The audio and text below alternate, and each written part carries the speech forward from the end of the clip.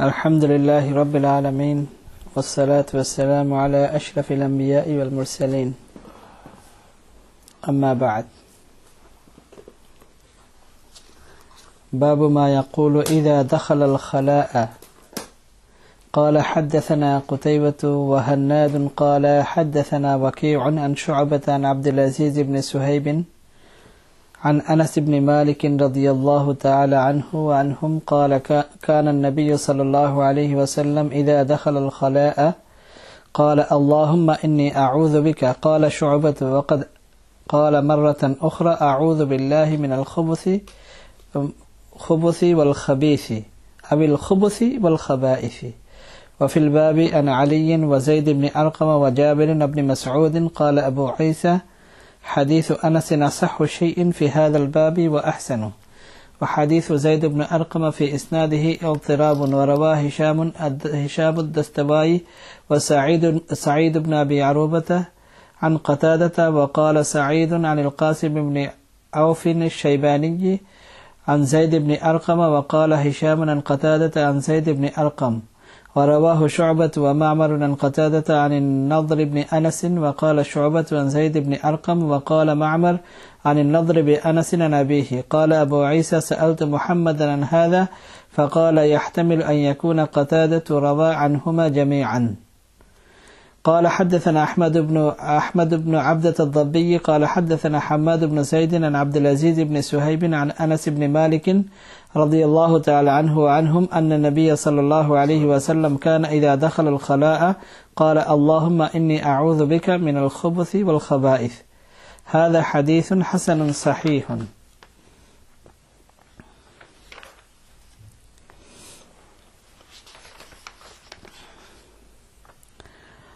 আজকের হাদিস হলো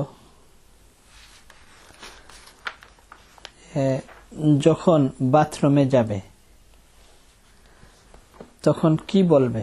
বাবু মা ইয়াকুলু ইযা দাখালাল খালাআ। আজকের অধ্যায় হলো যে যখন বাথরুমে যাবে তখন কি বলবে।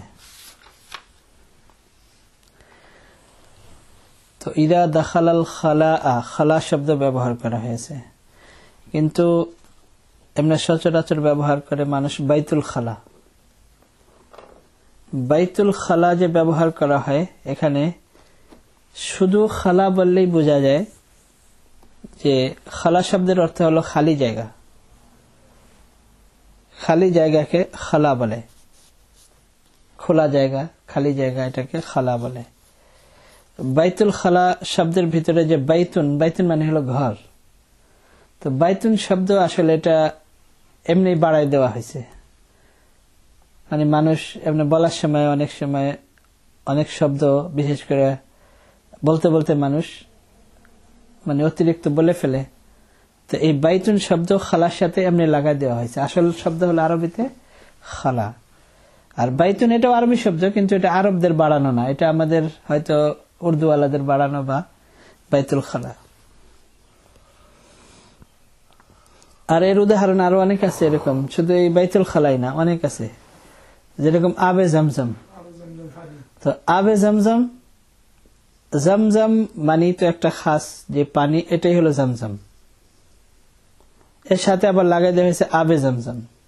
তো আব শব্দ, আব ফার্সিতে পানি। তো এখন এটা ইউজ হইতে হইতে হইতে হইতে এখন এমন পর্যায়ে গেছে যে এখন আব ফার্সি মানুষ বুঝে না, তো এখন আবও বুঝে না। অথচ জমজম মানি হলো জমজমের, যেটা আমরা মনে করি জমজমের পানি, ওইটা জমজম বললে বোঝা যায় যে পানি। এর সাথে আব বাড়ানো হয়েছে অতিরিক্ত। এখন দেখা যায় যে আব বুঝে না মানুষ, তো না বুঝতে না বুঝতে এখন এর সাথে আবার লাগাইছে পানি, এখন লাগাইছে আবে জমজমের পানি। তো আব এটা অতিরিক্ত শব্দ, পানি এটা অতিরিক্ত শব্দ, শুধু জমজম বললেই বোঝা যায়। তো ঠিক এরকম বাইতুন শব্দ বাড়ানো হয়েছে। আর এই যে বাইতুল খালা, যেটা বাইতুল খালা, যে খালা শব্দ ব্যবহার করা হয়েছে, এখানে বাইতুনের প্রয়োজন ছিল না। আচ্ছা, আরবি ভাষায় খালা এটা কোনো খারাপ শব্দ না, খালি জায়গা, এটা তো কোনো খারাপ জায়গা না। যেহেতু আগে প্রচলন ছিল এরকম বানানো বাথরুম তো থাকতো না। তো বিশেষ করে মানুষ বাড়ির পিছনে যাইতো মানুষ, তো এই জন্য খালা বলতো। এরপরে আস্তে আস্তে আস্তে আস্তে ইউজ হইতে হইতে এই শব্দ এতবার ইউজ হয়েছে, প্রায় 13 বার ইউজ হয়ে গেছে। মানে শব্দ চেঞ্জ হইতে হইতে একটা হয়েছে, তো হইতে হইতে ওটা পরে এত ইউজ হয়ে গেছে যে মানুষের শব্দকে খারাপ মনে করে, আবার চেঞ্জ করে আরেকটা রাখছে। তো আরেকটা রাখার পরে ওটাও আস্তে আস্তে খারাপ শব্দ হয়ে গেছে। হইতে হইতে প্রায় 13 বার এই শব্দ পরিবর্তন হয়ে এখন আরবরা ব্যবহার করে দাওরাতু মিয়া। আরবরা বলে দাওরাতু মিয়া। মাউন মানে হলো পানি, মিয়াহুন হলো মাউনের প্লুরাল, আর দাওরাতুন মানে তো মানে সার্কেল চেঞ্জ। দাওরাতু মিয়া, এখন বাথরুমকে বলে দাওরাতু মিয়া। তো পরিবর্তন হইতে হইতে হইতে এই পর্যন্ত আসছে।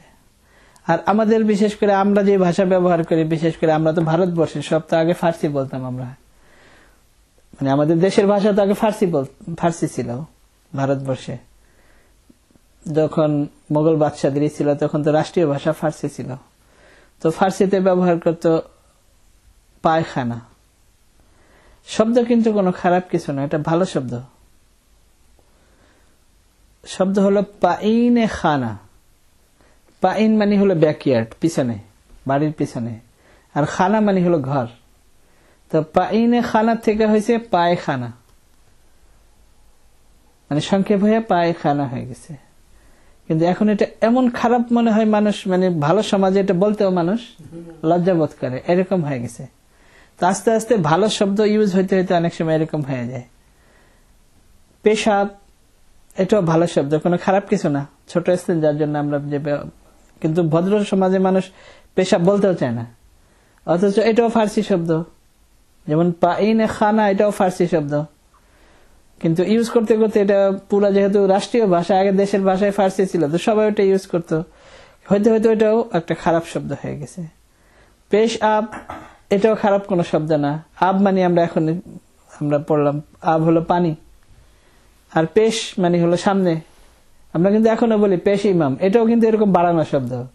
ইমাম মানি হলো যে আগে থাকে, এর সামনে আবার পেশ লাগাই দেয়। পেশ ইমাম মানি, পেশ মানি সামনে, পেশ মানিও সামনে, আর ইমাম মানিও তো সামনে।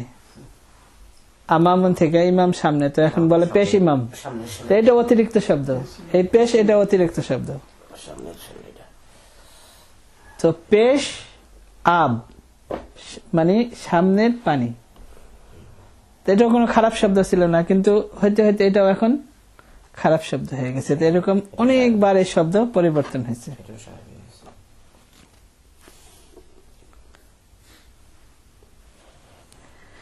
যাই হোক, তো এই খালা শব্দ হলো নির্জন এলাকা, খালি জায়গা। আর এই খালা শব্দ হাদিসে অনেক জায়গায় ব্যবহার হয়েছে, শুধু এখানেই না। যে যখন খালা, বাইতুল খালায় যাবে, বাইতুল খালাতে বাইতটা আমরা লাগাই দিছি খালা। আবার খালা শব্দ অন্যান্য জায়গায় ব্যবহার হয়েছে, খালি নির্জন এলাকার জন্য ব্যবহার হয়েছে। যেরকম হুজুর সাল্লাল্লাহু আলাইহি ওয়াসাল্লাম নবুয়তের পূর্বে যখন একাকী নির্জনে ইবাদত বন্দেগী করতেন, ওই বুখারীতে হাদিস, ওখানে হুব্বিবা ইলাইয়া আল খালা, এখানেও খালা একই শব্দ। খালা মানে হল নির্জন জায়গা, খালি জায়গা। তো দোয়া আমরা যেটা পড়লাম হাদিসে, এটা হলো আল্লাহুম্মা ইন্নী আউযু বিকা মিনাল খুবুসি ওয়াল খাবাইস। মিনাল খুবুসি ওয়াল খাবাইস, তো মিনাল খুবুসি বার উপরে পেশ খুবুসি, আর বার উপরে সাকিনও আছে, মিনাল খুবুসি ওয়াল খাবাইস। তো মিনাল খুবুসি ওয়াল খাবাইস অথবা মিনাল খুবুসি সাকিন ওয়াল খাবাইস, দুই রকমেরই। তো অর্থের মধ্যে সামান্য একটু ব্যতিক্রম হয়ে যাবে। আল্লাহুম্মা, হে আল্লাহ, ইন্নী আউযু বিকা, অবশ্যই আমি আপনার কাছে আশ্রয় চাই, মিনাল খুবুসি যদি হয় তাহলে হলো খাবিসের প্লুরাল খুবুস, এটা হলো পুরুষ জিন, শয়তান, পুরুষ শয়তান থেকে। ওয়াল খাবাইস মহিলা শয়তান থেকে। তো আমি আপনার কাছে আশ্রয় চাই পুরুষ শয়তান থেকে এবং মহিলা শয়তান থেকে।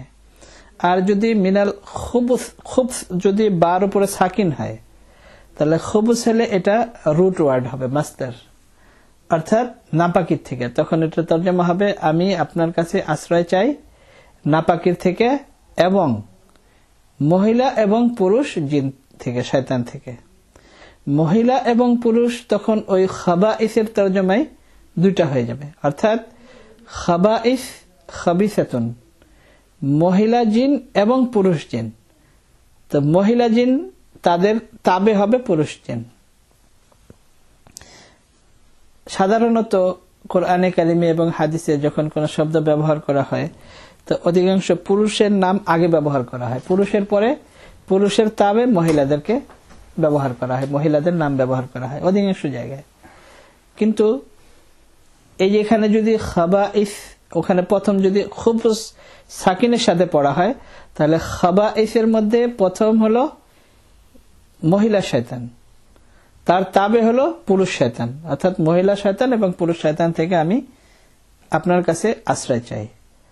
তো এই যে তাবে পুরুষকে পরে করা হয়েছে আর মহিলার নাম আগে, কোরআনে কারিমেও এর উদাহরণ আছে, যেরকম আয-যানিয়াতু ওয়াজ-যানি ফাজলিদু কুল্লা ওয়াহিদিন মিনহুমা মিআতা জালদা। আয-যানিয়াতু ওয়াজ-যানি, মহিলা ব্যভিচারিণী, ব্যভিচারিণী মানে তো মহিলা ব্যভিচারী, মানে আগে বলা হয়েছে আয-যানিয়াতু ওয়াজ-যানি, এবং পুরুষ ব্যভিচারী, পুরুষ জিনাকারী, মহিলা জিনাকারিণী। ফাজলিদু কুল্লা ওয়াহিদিন মিনহুমা মিআতা জালদা, যদি তারা অবিবাহিত হয় তখন তাদেরকে 100 কোড়া মারা, যেটা কোরআনে কারিমের আদেশ। তো এখানে আগে মহিলাদের নাম ব্যবহার করা হয়েছে এই জন্য যে ব্যভিচার সাধারণত ব্যভিচারের মধ্যে মহিলার অধিকার বেশি থাকে, মহিলার দখলই বেশি থাকে, পুরুষের কম থাকে। একে তো মহিলার এমন ভাবে থাকা যে পুরুষ আকৃষ্ট হয়, পর্দায় না থাকা এবং পুরুষকে আকৃষ্ট করা, এটার মধ্যে মহিলারই হাত বেশি থাকে। এই জন্য মহিলাকে আগে প্রথম বর্ণনা করা হয়েছে, পুরুষকে তারপরে বর্ণনা করা হয়েছে। কিন্তু অন্য জায়গায় আস-সারিকু ওয়াস-সারিকাতু, যে পুরুষ চোর এবং মহিলা চোর, এখানে পুরুষ চোর আগে বলা হয়েছে, মহিলা চোর পরে, যেহেতু চুরির মধ্যে মহিলারা কম, পুরুষরাই সাধারণত চোর, এখানে আগে বয়ান করে। আর ওখানে আয-যানিয়াতু ওয়াজ-যানি, মহিলাদেরকে আগে বর্ণনা করা হয়েছে, যে অধিকাংশ মহিলাদের দ্বারাই ব্যভিচারের মানে প্রথম যে সমস্ত জিনিস এটা মহিলাদের কারণেই হয়। আর এটা তো আমরা নিজেরাও দেখি বাস্তব, এই যে যত এখন এই যে আমরা বাংলাদেশে যে শুনি, সারা দুনিয়াতেই হচ্ছে, বাংলাদেশে নতুন যে শোনা যায় যে এইভাবে এরকম হয়ে গেছে, এই হয়ে গেছে, সেই হয়ে গেছে, এর মেইন কারণ হলো একে তো মহিলারা দিনদার না, মুসলমান হওয়া সত্ত্বেও দিনদার না। দ্বিতীয়ত শরীয়তের আদেশ তারা পালন করে না। তারা যদি সবাই পর্দার মধ্যে থাকতো, হিজাবের মধ্যে থাকতো, তাহলে তার এরকম হওয়ার সম্ভাবনা ছিল না। মানে একটা পুরুষ দেখে তারপরেই তো হয়। আর সবচেয়ে বড় জিনিস হলো পর্দার আদেশ শুধু যে মহিলাদের তা তো নয়। আল্লাহ তাআলা কোরআনে কারিমে যেখানে পর্দার আয়াত নাজিল করেছেন, আদেশ করেছেন, সেখানে প্রথমে কিন্তু পুরুষকে অর্ডার করা হয়েছে, প্রথম পুরুষকে বলা হয়েছে যে পুরুষরা আগে প্রথম বলা হয়েছে ইয়াগুদ্দু মিন আবসারিহিম ওয়া ইয়াহফাযু ফুরুজাহুম, যে তারা তাদের দৃষ্টিকে নিচু রাখবে, অর্থাৎ মহিলাদের দিকে দেখবে না, এবং লজ্জাস্থানকে হেফাজত করবে। যে মানুষ মনে করে যে এটা মহিলাদের উপর কেন চাপিয়ে দেওয়া হলো, পুরুষ কেন করে না পর্দা? পর্দা তো পুরুষের জন্য, কিন্তু মহিলা এবং পুরুষের শারীরিক গঠনের কারণে এবং তাদের যে একটা লিঙ্গ যে ভিন্নতা, এই ভিন্নতার কারণে পুরুষের পর্দার হুকুম ভিন্ন রকম, মহিলাদের পর্দার হুকুম ভিন্ন রকম। মানে মহিলাকে বিশেষ করে এই যে আমরা উর্দুতে যে বলি আওরাতুন, আসলে এই শব্দ আওরাত বলা হয় মহিলাকে, আসলে তো এটা আওরাত মহিলাদেরকে বলা হয়, এটা তো আসলে উর্দুতে যদিও বলা হয়, শব্দটা তো উর্দু না, এটা আরবি শব্দ। আওরাতুন মানে হলো এমন জিনিস, আওরাতুন মানে হলো এমন জিনিস, মানে আওরাতিন নিসা, তারপরে বিভিন্ন জায়গায় আরবিতে আওরাত শব্দ ব্যবহার করা হয়েছে। আওরাতুন মানে হলো এমন জিনিস যেটা সবসময় যেন ঢাকা থাকে, কোনো সময় যেন না খুলে, এবং এমন জিনিস যেটা হঠাৎ খুলে গেলে মানুষ বিব্রত বোধ করে, এটাকে বলে আওরাতুন আরবিতে। মানে সবসময় ঢাকা থাকবে, কোনো সময় হঠাৎ খুলে গেলে মানুষ বিব্রত বোধ করে, তো এই জন্য লজ্জাস্থানকেও আওরাতুন বলা হয়।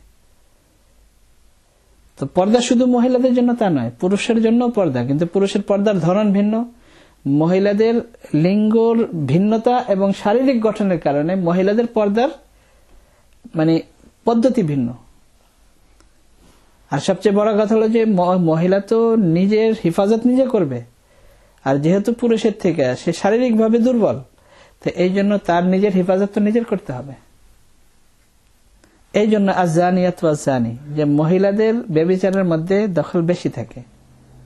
আর এটা আমরা সবসময় শুনে থাকি যে কাসিয়াত আরিয়াত মাইলাত মুমিলাত, অনেক লম্বা হাদিস। কাসিয়াত আরিয়াত, কাপড় পরিহিতা কিন্তু উলঙ্গ। রাসূলুল্লাহ সাল্লাল্লাহু আলাইহি ওয়াসাল্লাম বলেন কাসিয়াত আরিয়াত, উলঙ্গ।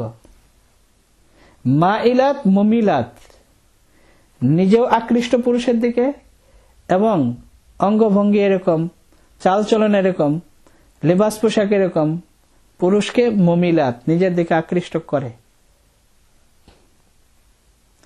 রুউসুহুন্না কাসনিমাতিল বুখতিল মাইলা, সাহাবাদের জন্য এটা বোঝা ওই সময় অনেক কঠিন ছিল। তার কারণ কোন মুশরিক মহিলাও তো এরকম মাথা খোলা রাখতো না। মানে জাহেলিয়াতের যুগে যারা মুশরিক মহিলা যারা, তারাও তো এইভাবে মাথা খোলা রাখতো না যেভাবে আমাদের মুসলমান মেয়েরা রাখে। রাসূলুল্লাহ সাল্লাল্লাহু আলাইহি ওয়াসাল্লাম ইরশাদ করেছেন রুউসুহুন্না কাসনিমাতিল বুখতিল মাইলা, তাদের মাথা হলো এরকম উটের যে কোষ থাকে উপরে যে জায়গাটা, ওরকম কাসনিমাতিল বুখতিল মাইলা, এরকম উঁচা যেরকম থাকে। তো সাহাবাদের জন্য তো এটা বোঝা হয় যে মানে খুব কঠিন ছিল, কিন্তু এখন তো এটা কোনো কঠিন ব্যাপার নয়। রাসূলুল্লাহ সাল্লাল্লাহু আলাইহি ওয়াসাল্লাম বলেন লা ইয়াজিদনাল জান্নাতা ওয়ালা রিহাহা, জান্নাত তো দূরের কথা, জান্নাতের হাওয়াও পাবে না, হাওয়াও লাগবে না, জান্নাতের বাতাসও পাবে না তারা। আমরা যারা মুসলিম যারা, আমরা আমাদের দিকে দেখি, আমাদের ছেলে মেয়ে, আমাদের ছেলের বউ, এদেরকে দেখি আমাদের কি অবস্থা। তো যারা নন মুসলিম তাদের আমরা কি বলবো, তাদের তো আমার বলার কিছু নাই, কিন্তু আমাদের মুসলিম যারা আমরা কি করি, কি অবস্থা আমাদের। এরপরে আমরা যদি অভিযোগ করি যে এরকম হচ্ছে এরকম হচ্ছে, পুরুষ শাসিত দেশ, এই শেষ, মানে আমরা তো আমাদের নিজেদের হিফাজত আমরা নিজেরা করি না। নিজের হিফাজত মানুষ আগে করে। আর সবচেয়ে বড় জিনিস হলো যে এটা তো সারা দুনিয়ার নিয়ম এবং সারা মানে সব জায়গার নিয়ম, শুধু শরীয়তের নিয়ম না, দুনিয়ার কোন জিনিসের নিয়ম এটা। যত মূল্যবান জিনিস মানুষ তত বেশি হিফাজত করে রাখে। দেখেন যে মতি যে থাকে, মতি প্যারল, এটা কোথায় থাকে? সমুদ্রের নিচে একেবারে ঝিনুকের মধ্যে থাকে, একেবারে নিচে।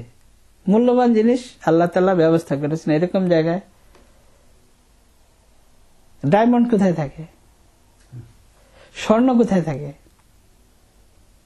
যত মূল্যবান জিনিস আল্লাহ তাআলা এগুলোকে সব জায়গায় দেখবেন গোপনে রেখেছে, এবং এমন ভাবে খুব গুপ্ত ভাবে এবং খুব হিফাজতের সাথে। আর মহিলারা তো অনেক মূল্যবান। আর সবচেয়ে বড় উদাহরণ হলো হযরত আদম আলাইহিস সালাতু ওয়াস সালামকে বানানোর পরে, হযরত আদম আলাইহিস সালাতু ওয়াস সালামকে বানানোর পরে এইভাবে রেখে দেওয়া হয়েছে।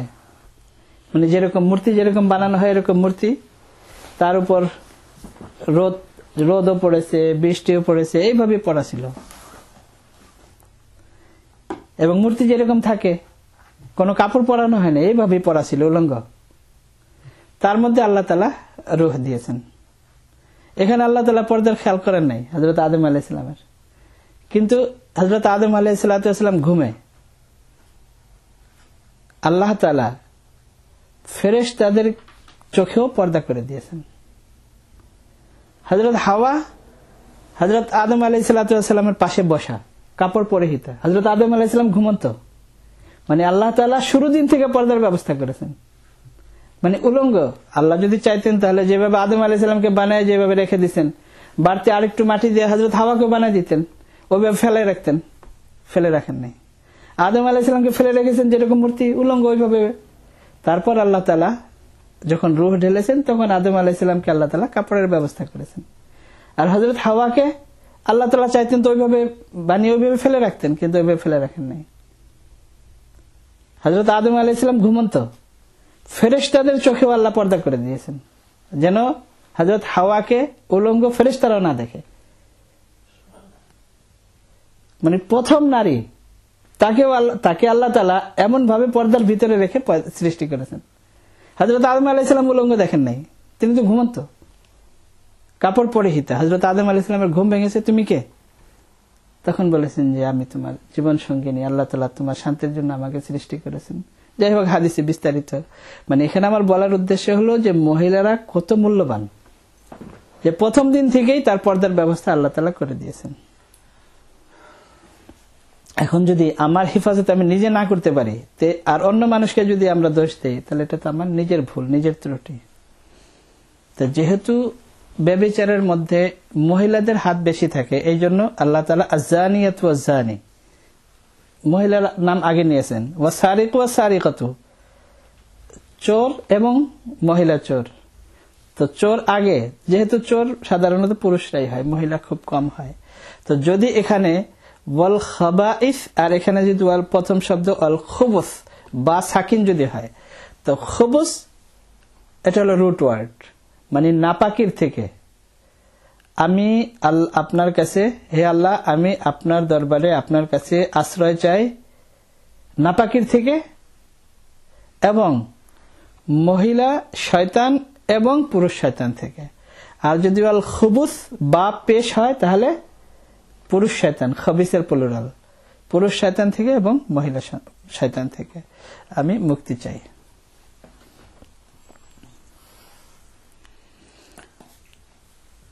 এই দোয়ার হিকমত সম্পর্কে লিখেছেন যে হাদিসে আছে, এই হাদিস আসবে, এখানেও আসবে, যে জিন্নাত শয়তান যারা, শায়াতিনুল জিন, এরা মানুষের গুপ্ত অঙ্গের সাথে খেলা করে।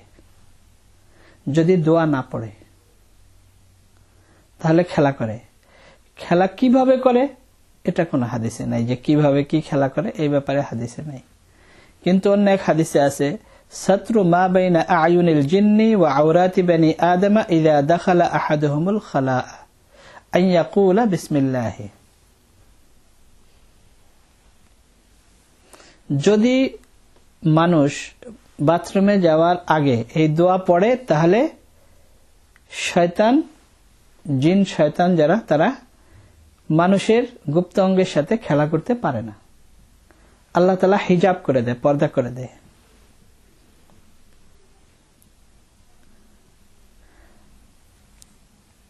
জিন এবং মানুষ আমরা একই সাথে একই দুনিয়াতে বসবাস করি। দুনিয়াতে বিশেষ করে আমরা তিন ধরনের মাখলুক। একটা হলো কীট পতঙ্গ বিভিন্ন, এরকম না, মানে যাদের আল্লাহ তাআলা জ্ঞান দিয়েছে এরকম তিন ধরনের মাখলুক দুনিয়াতে আমরা বসবাস করি। একটা হলো ফেরেশতা, জমিনের ফেরেশতা যারা, তারা হলো প্রথম, আল্লাহ তাআলা প্রথম তাদেরকে বানিয়েছেন। তারপরে জিন, মানুষের আগে জিনের বসবাস ছিল, এরপর আল্লাহ তাআলা মানুষকে সৃষ্টি করেছেন। ফেরেশতাদেরকে আল্লাহ তাআলা এই চার জিনিস দ্বারাই বানিয়েছেন, যেটার দ্বারা মানুষকে বানিয়েছেন, এবং জিনকেও ওই চার জিনিস দ্বারাই আল্লাহ তাআলা বানিয়েছেন, আগুন, পানি, মাটি, বাতাস। পার্থক্য হলো ফেরেশতাদেরকে আল্লাহ তাআলা এই চার জিনিসের যে ভাব, কোন জিনিস পাকালে যে ভাব হয়, আল্লাহ তাআলা এই চার জিনিসের ভাব দ্বারা আল্লাহ তাআলা জমিনের ফেরেশতাদেরকে আল্লাহ তাআলা সৃষ্টি করেছেন। এই জন্য তারা খুবই সূক্ষ্ম, তাদের শরীর খুবই সূক্ষ্ম, আর এত সূক্ষ্ম যে তাদেরকে জিনও দেখতে পারে না। আর এটা সিস্টেম যে যাদের শরীর বেশি সূক্ষ্ম তারা অন্যদেরকে দেখতে পারে, মানে যাদের শরীর সূক্ষ্ম নয়, মানে ঘন বলে কাসিফ, কাসিফ বলে মানে ঘন, মানে মোটা, তাদেরকে দেখতে পারে। আর যাদের শরীর মোটা কাসিফ, তারা সূক্ষ্ম যারা তাদেরকে দেখতে পারে না। তো আল্লাহ তাআলা জমিনের ফেরেশতাদেরকেও এই চার জিনিস দ্বারাই সৃষ্টি করেছেন, কিন্তু এই চার জিনিসের ভাব দ্বারা সৃষ্টি করেছেন। আর জিন্নাতকেও আল্লাহ তাআলা এই চার জিনিসের দ্বারা সৃষ্টি করেছেন, কিন্তু জিনদের মধ্যে আগুনের সংখ্যা বেশি। আগুন, পানি, মাটি, বাতাস, চারটা জিনিস। তো জিনদের মধ্যে আগুনের সংখ্যা বেশি। তা আগুনের সংখ্যা বেশি যেহেতু মাটির তুলনায় আগুন অনেক সূক্ষ্ম, মাটি তো অনেক ভারী, হেভি, আর আগুন হলো সূক্ষ্ম। তো যার কারণে জিনদের শরীর সূক্ষ্ম। তো জিনরা মানুষকে দেখতে পারে, মানুষ জিনকে দেখতে পারে না। আচ্ছা, ফেরেশতাদেরকে, জমিনের ফেরেশতা দ্বারা তাদেরকে জিনও দেখতে পারে না, মানুষও দেখতে পারে না, যেহেতু তারা আরো সূক্ষ্ম। আর মানুষকেও আল্লাহ তাআলা এই চার জিনিস দ্বারা সৃষ্টি করেছেন, কিন্তু মানুষের মধ্যে মাটির অংশ বেশি। তো এই জন্য তাদের শরীর যেহেতু হেভি, ঘন, যার কারণে এরা এই সূক্ষ্ম দুই জাতিকে দেখতে পারে না। কিন্তু এই দুনিয়াতে এই তিন জাতিরই বসবাস। তো সুযোগ পেলেই, যেহেতু জিনের বসবাস মানুষের আগে ছিল, তো জিন্নাতের বসবাস মানুষের আগে ছিল, তো তাদের একটা হিংসা তো এমনি আছে যে তাদেরকে আল্লাহ তাআলা মানুষকে সৃষ্টি করার পরে, হযরত ইবনে আব্বাস রাদিয়াল্লাহু তাআলা আনহুমা থেকে বর্ণিত যে জিনদেরকে আল্লাহ তাআলা বিভিন্ন সমুদ্রের দ্বীপে এবং পাহাড়ে আল্লাহ তাআলা ফেরেশতাদের দ্বারা ভাগায় পাঠিয়ে দিয়েছেন, বিভিন্ন দ্বীপে এবং বিভিন্ন পাহাড়ে। তো তাদের একটা হিংসা তো এটাই একটা হিংসা যে তাদেরকে সরায় আল্লাহ তাআলা মানুষকে এখানে বসবাস করার সুযোগ দিয়েছেন। কিন্তু যেহেতু তাদের শরীর অনেক সূক্ষ্ম, তারা সব জায়গায় বিচরণ করতে পারে এবং এই জগতেই তারা থাকে। তো তারা সুযোগ পেলেই মানুষের গুপ্ত অঙ্গ নিয়ে খেলা করে। আর মালায়ে আলা যেটা, এটা তো মালায়ে সাফেলা, অর্থাৎ জমিনের ফেরেশতা। মালায়ে আলা যারা, তাদেরকে আল্লাহ তাআলা নূর দ্বারা সৃষ্টি করেছেন। তাদের মধ্যে চার জিনিস নেই, তারা একেবারে নূর দ্বারা সৃষ্টি। তো যেহেতু তারা এই জমিনে বসবাস করেন না, তাদের সিস্টেমও ভিন্ন, সবকিছু ভিন্ন।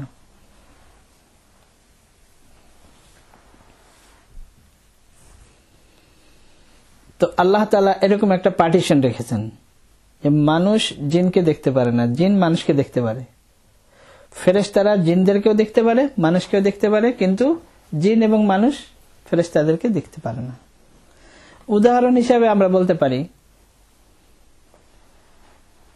আর এটা তো আমরা সবাই যেহেতু পানির দেশের মানুষ আমরা বুঝি, যেখানে নদী যে সমুদ্রের সাথে লাগে, তো জোয়ার ভাটার সময় কিন্তু সমুদ্রের পানিও নদীর দিকে চলে আসে, মানে জোয়ারের সময়, আবার ভাটার সময় চলে যায়। তো যখন ওই সমুদ্রের পানি নদীতে চলে আসে জোয়ারের সময়, যে পানিটা বাড়ে, সমুদ্রের পানি তো লবণাক্ত আর নদীর পানি থাকে মিষ্টি।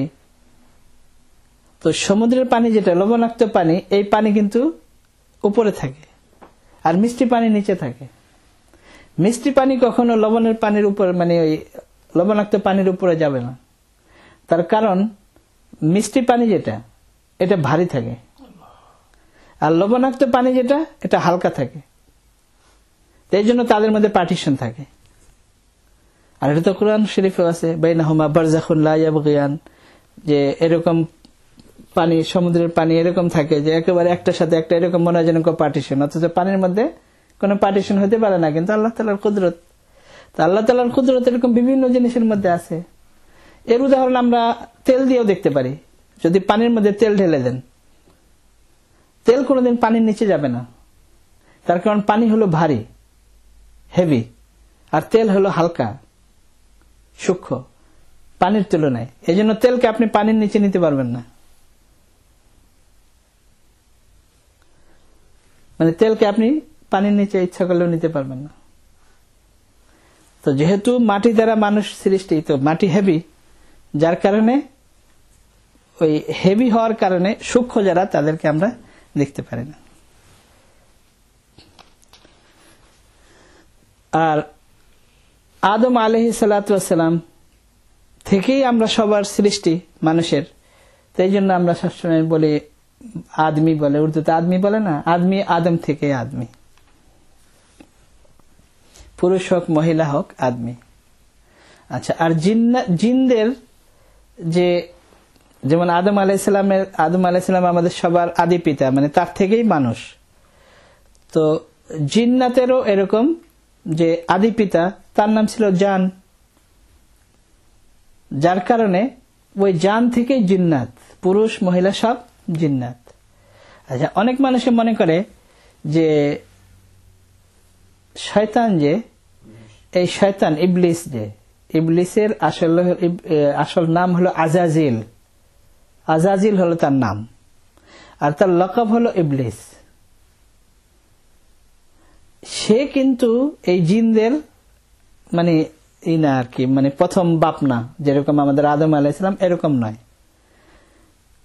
ইবলিস হলো, আজাজিল হলো, যেরকম আমাদের মানুষের মধ্যে কিছু ফেমাস বদমাশ মানুষ আছে না, যেরকম ফিরাউন, নমরুদ, হামান, শাদ্দাদ, আবু জাহেল, কিছু এরকম ফেমাস বদমাশ মানুষ আছে। তো ওইরকম জিন্নাতের মধ্যে ওইরকম বদমাশ ফেমাস হলো আজাজিল। মানে তার থেকে জিন্নাতের শুরু এমন নয়, মানে সেও জিনদেরই একজন। আর এটা তো কোরআনেও আছে, কানা মিনাল জিন্নি ফাফাসাকা আন আমরি রাব্বিহি, কানা মিনাল জিন্নি। অনেক মানুষ মনে করে যে সে ফেরেশতা ছিল, না, এটা ঠিক না, সে কোনো ফেরেশতা ছিল না। অনেকে বলে যে সে ফেরেশতাদের শিক্ষক ছিল, এটা ভুল বোঝাবুঝি, শিক্ষক উস্তাদ ছিল না, এটা একেবারে ভুল। এটা হলো, যেহেতু জিন্নাতের শরীর সূক্ষ্ম, আর তাদেরও তো এরকম শরীয়ত ছিল, তাদেরও সিস্টেম ছিল, কিন্তু মানুষকে আল্লাহ তাআলা যেহেতু মাটি দ্বারা সৃষ্টি করেছেন, যার কারণে ওই ফেরেশতাদের থেকে অনেক, যেহেতু আমরা শারীরিকভাবে হেভি, তো আল্লাহ তাআলা মিক্স হতে দেন নাই। তারা সূক্ষ্ম, মানুষ তাদেরকে দেখতে পারে না। কিন্তু জিন্নাত যেহেতু মানুষের থেকে আরো সূক্ষ্ম ছিল, আর তাদের শরীয়ত ভিন্ন ছিল, তো তখন এমন সুযোগ সুবিধা ছিল, এমন সুযোগ সুবিধা তাদেরকে দেওয়া হয়েছে হয়তো, যার মধ্যে এই ইবলিস যে আজাজিল, মানে সেও ফেরেশতাদের সাথে উঠা বসা করেছে। তো আসল শব্দটা হলো কি, মুআল্লামুল মালাইকা। মুআল্লাম মানে হলো ফেরেশতারা তাকে শিখাইছে, মানে ফেরেশতাদের দ্বারা শিক্ষিত।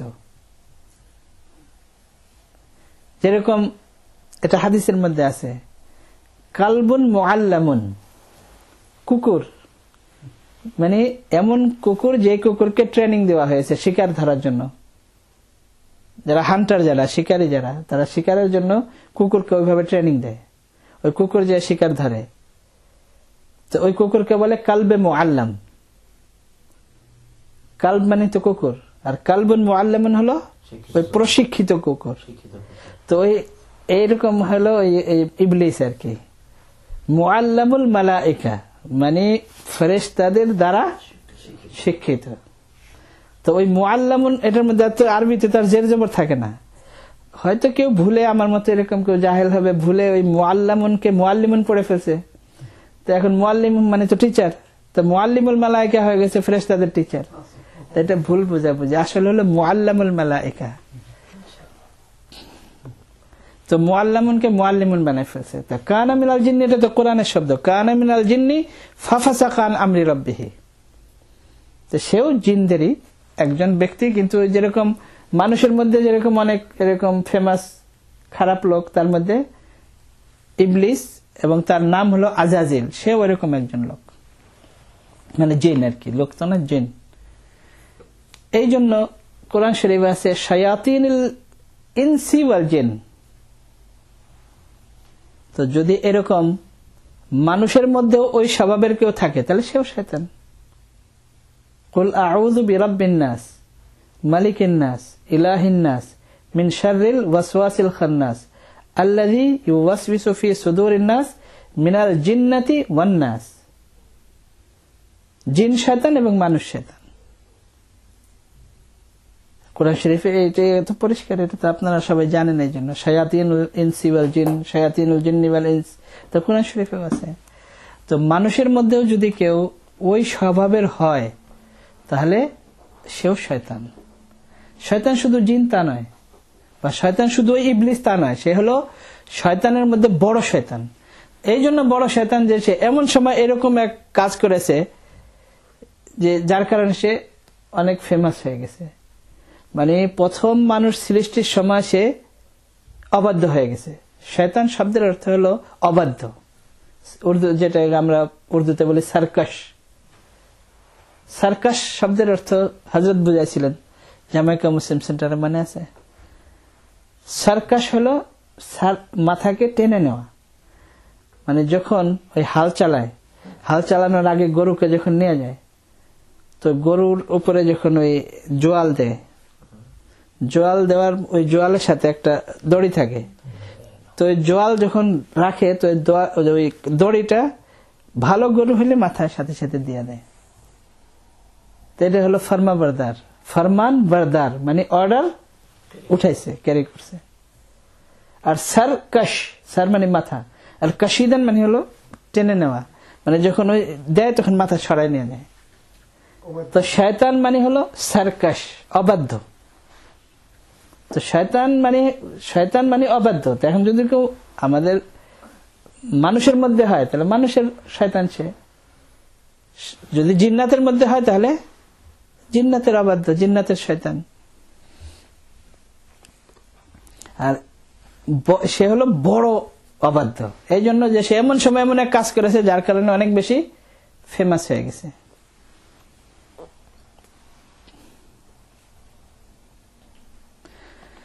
আচ্ছা, মাসাইল হলো বাথরুমে যাওয়ার সময়, বাইতুল খালা যাওয়ার সময় হাদিসে যে দোয়া আছে, আল্লাহুম্মা ইন্নী আউযু বিকা মিনাল খুবুসি ওয়াল খাবাইস, অথবা মিনাল খুবুসি ওয়াল খাবাইস, যাই হোক, কখন পড়বে? এটা হলো যদি বানানো বাথরুম থাকে তাহলে বাথরুমে প্রবেশ করার আগে পড়বে। আর যদি বানানো বাথরুম না থাকে, কোথাও খোলা আকাশের নিচে, জঙ্গলে, বা কোথাও পাহাড়ে, বা এরকম খালি জায়গায়, তখন সতর খোলার আগে, কাপড় খোলার আগে পড়বে।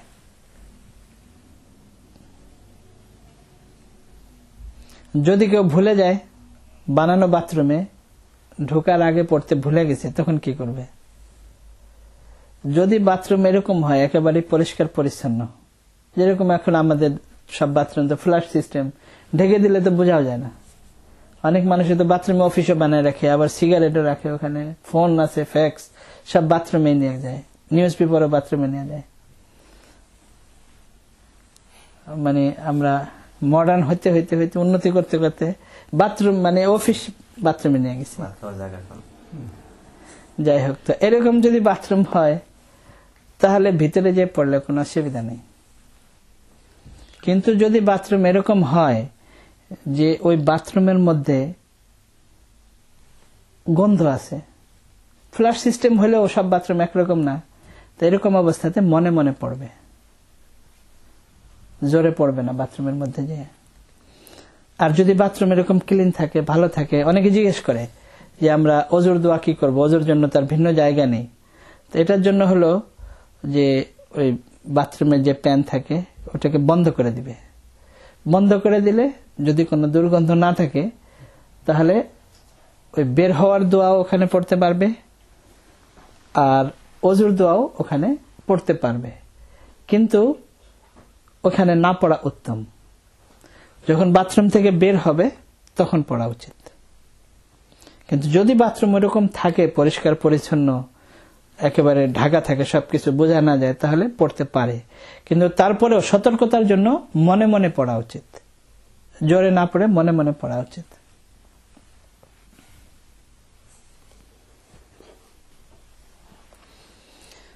আর আমরা তো আসলে সুন্নতের উপর আমল না থাকার কারণে এবং সুন্নতের গুরুত্ব আমাদের অন্তরে না থাকার কারণে আমরা এই সমস্ত দোয়া এগুলোকে গুরুত্ব দেই না। এই যে আমরা আজকে এই হাদিসে পড়লাম যে শয়তান মানুষের গুপ্ত অঙ্গের সাথে খেলা করতে থাকে। কিভাবে করে? আল্লাহ রসুল বলেছেন অবশ্যই করে। মানে এই একটা সুন্নতের উপরে যদি আমি আমল করি তো কত বড় একটা বড় জিনিসের থেকে আমার হেফাজত হয়ে গেল। সুন্নতের গুরুত্ব আমাদের মধ্যে নেই। মানে আমরা যখন সুন্নতের উপর বয়ান করি তখন আমরা ওই তালাশ করে সব সুন্নত নিয়ে আসি, আর উপরে খুব বয়ান করি, কিন্তু নিজের মধ্যে আমল নেই।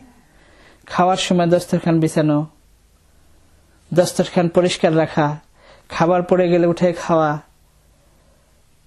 সবাইকে দস্তরখানে বসানো, আমরা ওয়াজ বয়ান সবই করি, কিন্তু তারপরে দেখা যায় আমাদের বাসায় টেলিভিশনও লটকানো থাকে, আবার দেখা যায় ডাইনিং টেবিলও আছে বিশাল। তো আমাদের এই কথাবার্তা শুধু মুখ পর্যন্তই, মানে যেটুক বলি এই পর্যন্তই, নিজের ভিতরে ঢুকে না, হলকের ভিতরে যায় না। সুন্নতের উপর আমল করাকে আমরা নিজেরাই গুরুত্ব দিই না। তো আমরা যদি গুরুত্ব না দিই, যাদেরকে আল্লাহ তাআলা দিনের বুঝ দিয়েছে, আমরা যারা দিনদার, যাদের মানুষ যাদেরকে দিনদার মনে করে, আমরা যদি সুন্নতের উপর চলার ট্রেনিং না দেই, নিজেরা যদি না চলি, তা আমাদের কথা শুনে কারা চলবে?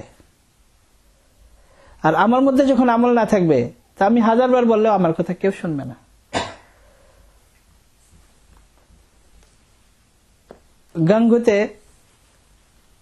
একজন বহুত বড় বুজুর্গ ছিলেন,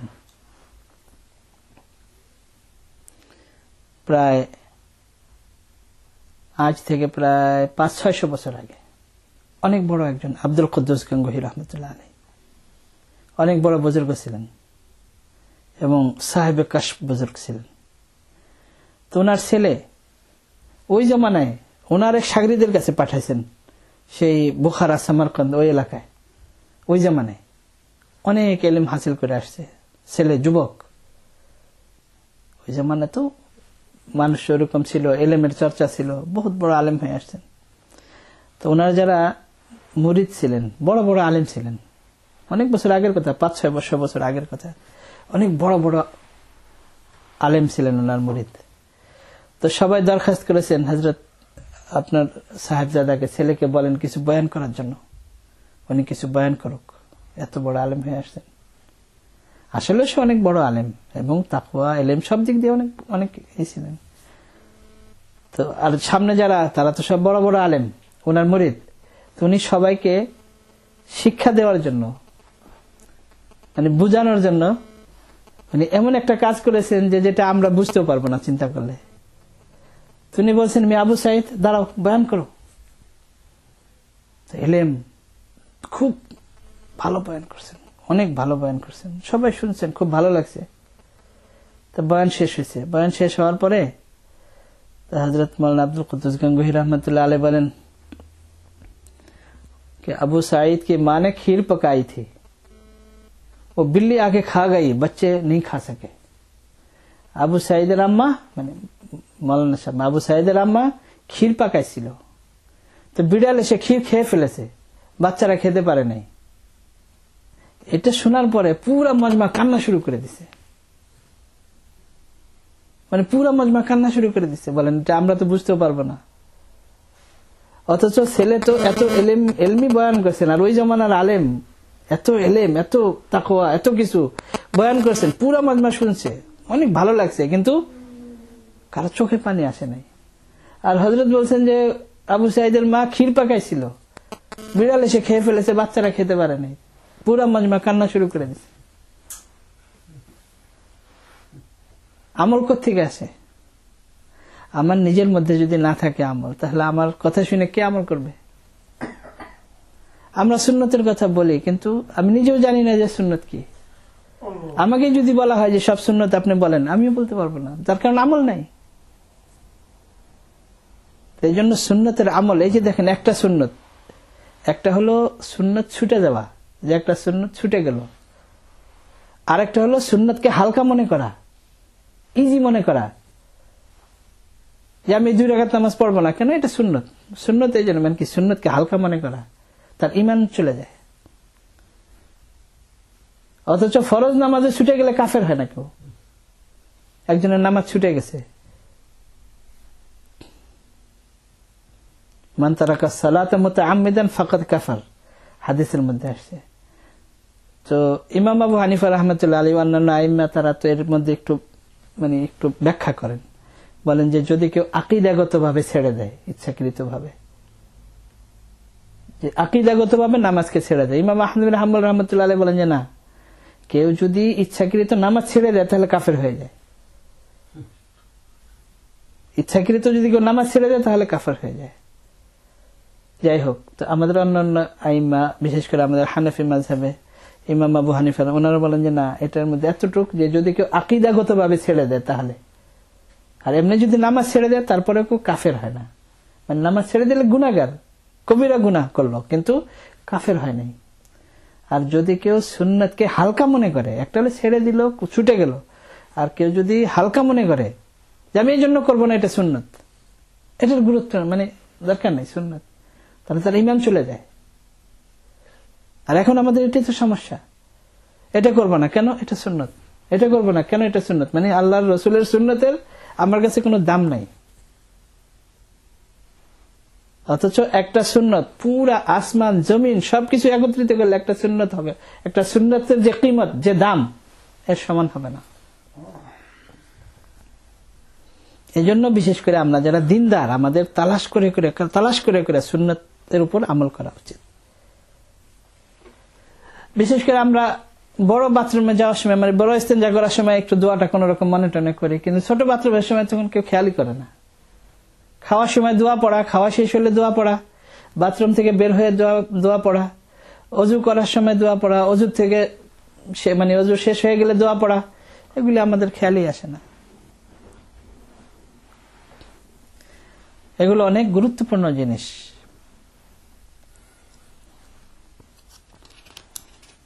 যাই হোক, আজকে আমরা এই এক হাদিসের উপরেই ইনশাআল্লাহ শেষ করি। তো আগামী সপ্তাহে ইনশাআল্লাহ অন্য একটা হাদিস, এটা হলো যে যখন বাথরুম থেকে বের হয়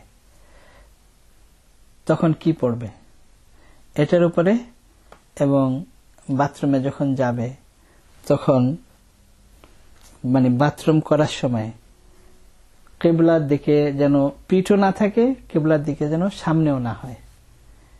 এর উপরে যেহেতু চারো মাযহাবে অনেক মতবিরোধ আছে এবং অনেক আলাপ আলোচনা, তাই জন্য এ বিষয়ে ইনশাআল্লাহ আগামী সপ্তাহে, যেহেতু এটার জন্য সময়ও লাগবে, চারো মাযহাবকে বর্ণনা করা, এরপরে দলিল প্রমাণ সব পেশ করা, এরপরে এটাকে বিস্তারিতভাবে বলতে একটু সময়ের দরকার। এই জন্য ইনশাআল্লাহ আগামী সপ্তাহে আল্লাহ তাআলা আমাদের সবাইকে হাদিসকে সঠিকভাবে বোঝার তৌফিক দান করেন, আল্লাহর রসুলের সুন্নতের আজমত মহাব্বত আমাদের অন্তরে পয়দা করে দেন, রাসূলুল্লাহ সাল্লাল্লাহু আলাইহি ওয়াসাল্লামের মহাব্বত আমাদের অন্তরে পয়দা করে দেন।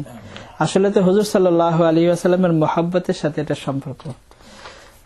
রাসূলুল্লাহ সাল্লাল্লাহু আলাইহি ওয়াসাল্লামের মহাব্বত যদি আমাদের অন্তরে আসে, তাহলে হুজুর সাল্লাল্লাহু আলাইহি ওয়াসাল্লামের এক একটা সুন্নত কিভাবে আমল করে। হযরত ওমর রাদিয়াল্লাহু তাআলা আনহু কি বলেছিলেন, আতরুকু সুন্নাতা হাবিবি, আমার হাবিবের সুন্নত আমি ছেড়ে দেব, হাউলাইল হুমাকা, এই আহম্মকদের কারণে, এই বেওকুফদের কারণে, যে এই হুজুরা অনেক উন্নত, এরা কি বলবে আপনি এইভাবে খাবার উঠে খান, এরকম করেন, আমার হাবিবের সুন্নত আমি ছেড়ে দেব। আল বিদায়া ওয়ান নিহায়ার ভিতরে হাফিজ ইবনে কাসির রাহমাতুল্লাহ আলাইহি লিখেছেন, হযরত ওমর রাদিয়াল্লাহু তাআলা আনহু বলেছেন, তাও কাদেরকে বলতেছেন, সাহাবাদেরকে, যে কি বলো তোমরা, আতরুকু সুন্নাতা হাবিবি, আমি আমার হাবিবের সুন্নত ছেড়ে দিব। হুজুর সাল্লাল্লাহু আলাইহি ওয়াসাল্লামের ভালোবাসা, হুজুর সাল্লাল্লাহু আলাইহি ওয়াসাল্লামের মহব্বত যতক্ষণ পর্যন্ত আমাদের অন্তরে ওইরকম ভাবে না আসবে, লা ইউমিনু আহাদুকুম, তোমাদের মধ্যে থেকে কেউ মুমিন হতে পারবে না, হাত্তা আকুনা আহাব্বা ইলাইহি, যতক্ষণ পর্যন্ত আমি তার কাছে সবচেয়ে বেশি প্রিয় না হব, মিন ওয়ালিদিহি ওয়া ওয়ালাদিহি ওয়ান নাসি আজমাইন, তার বাপ মা ছেলে সন্তান সারা দুনিয়ার সবকিছুর থেকে বেশি, যতক্ষণ পর্যন্ত আমার মোহাব্বত তার অন্তরে না আসবে ততক্ষণ পর্যন্ত মুমিন হতে পারবে না। আমরা হিসাব করে দেখি আমাদের কি অবস্থা। আল্লাহ তাআলা আমাদেরকে ওরকম হওয়ার তৌফিক দান করেন। ওয়া আখিরু দাওয়ানা আলহামদুলিল্লাহি রাব্বিল আলামিন।